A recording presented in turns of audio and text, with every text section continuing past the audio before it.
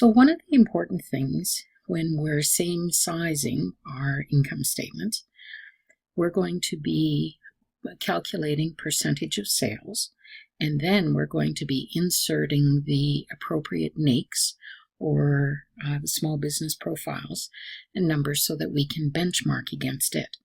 It's going to help us in terms of forecasting. It's going to help us in terms of measuring, so the efficiency, etc. But in order to do that, one of the things we should do is look to see if they align. So the different categories, amortization, depletion, utilities, rent, all that kind of stuff, yes, you need to make sure they align. The most common that we should change, however, is take a look here. We have wages and benefits, and we have labor and commissions. Now think about this. Wages and benefits with the direct expenses would be that it's a direct expense that we can write it off or accumulate it, I guess, according to the revenue. Most small businesses are not that accurate.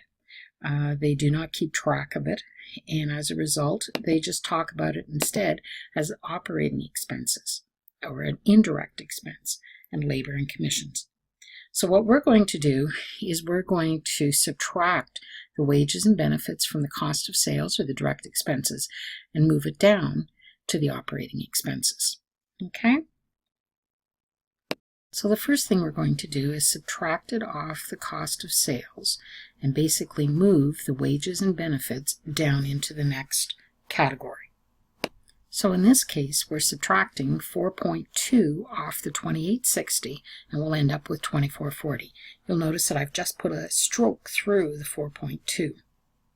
Now we can't just take it off and throw it away. So what we're doing is we're now adding it on to B18 here, operating expenses, and adding it on here onto the total, and we'll also add it on to labor and commissions right below it. So if you take a look here, we subtracted the 4.2 off of the 28.6 under cost of sales.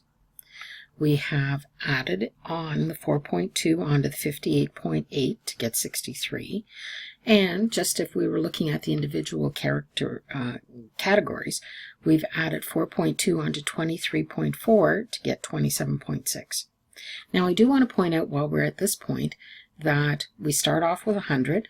Our cost of goods sold is 24.4, our operating expenses are 63, and our total, if we actually do the actual calculation, okay, is going to be 12.6.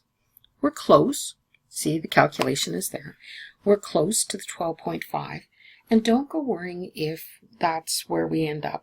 What happens is, if you were to actually look at one of these figures, like the 28.6, take a look to see how many decimals it has here. Wow. And so what's happening here is a slight rounding factor. So as long as we're within 1 or 2, not a big deal.